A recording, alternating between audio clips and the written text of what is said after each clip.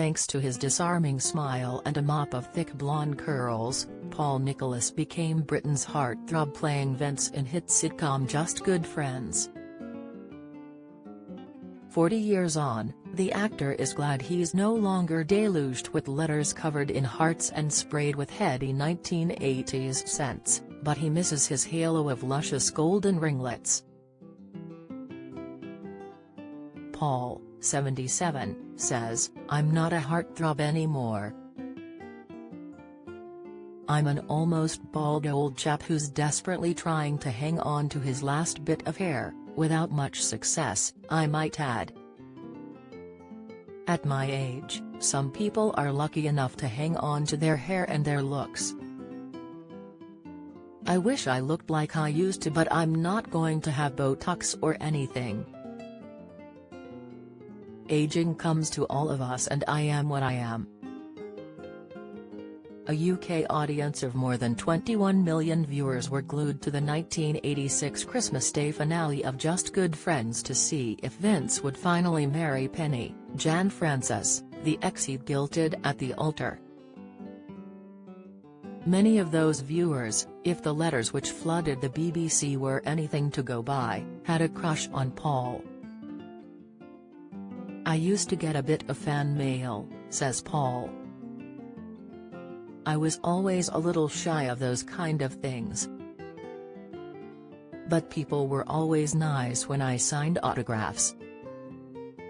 It was flattering while it lasted." Just Good Friends was the brainchild of writer John Sullivan, who died in 2011. Its first episode in 1983 was an immediate ratings winner, and the vintage comedy has aged well. Can fans expect to see an update on the later lives of Vince and Penny, who was played by Jan Francis? "I don't think so," says Paul. John Sullivan created it because he'd written Only Fools and Horses and Citizen Smith and was challenged to write a romantic comedy featuring a female lead. He was the heart and soul of that show. "I remember getting the script and thinking, God, this is a bit special." Actors tend to know. Jan and I are still in touch occasionally. If I'm in Paddo down where she lives, she might come and see me. And we email.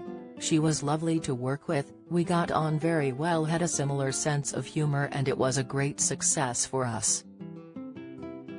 But actors move on. Just Good Friends may have made Paul a household name, but he'd been a West End star ever since his 1968 debut in Hair.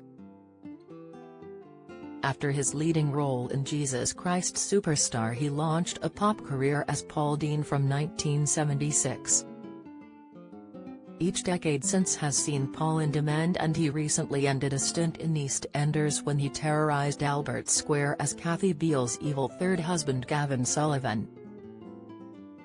With every acting offer comes a reminder that he's in a more mature category now.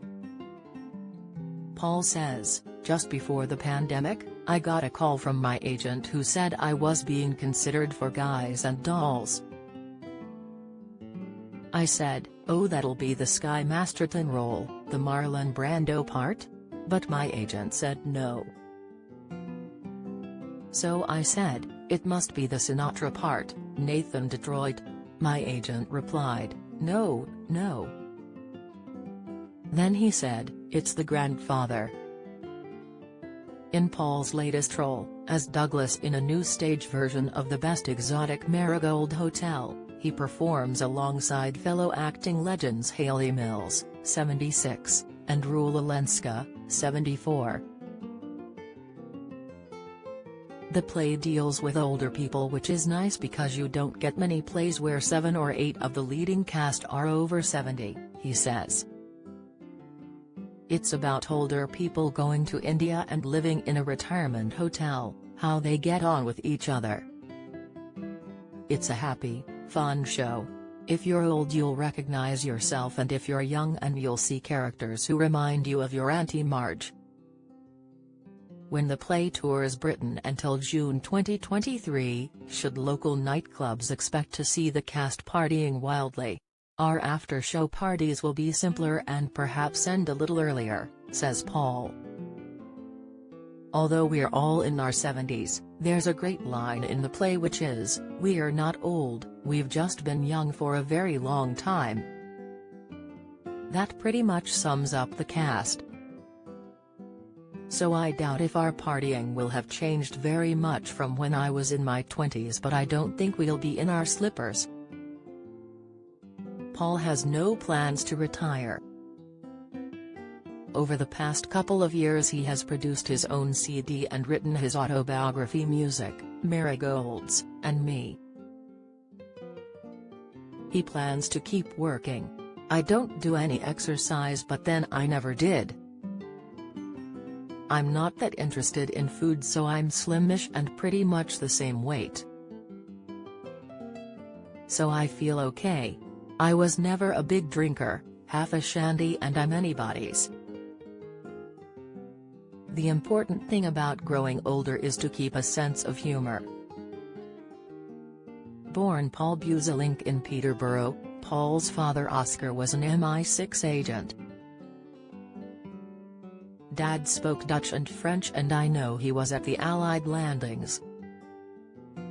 Then he became quite a successful show business lawyer, representing the Beatles and Sean Connery.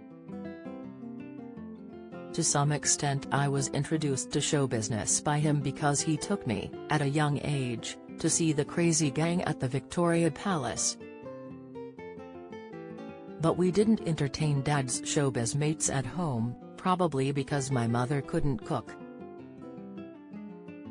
Paul, who has been married to second wife Lindsay Jennings for 38 years, has 6 children, 13 grandchildren and 3 great-grandkids. "I have an extremely tolerant wife," Paul adds. "I'm quite quiet.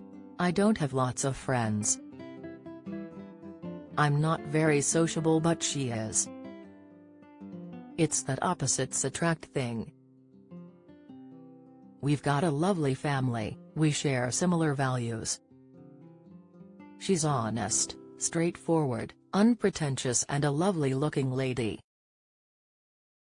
A very kind person. I love her. I've loved her for a long time.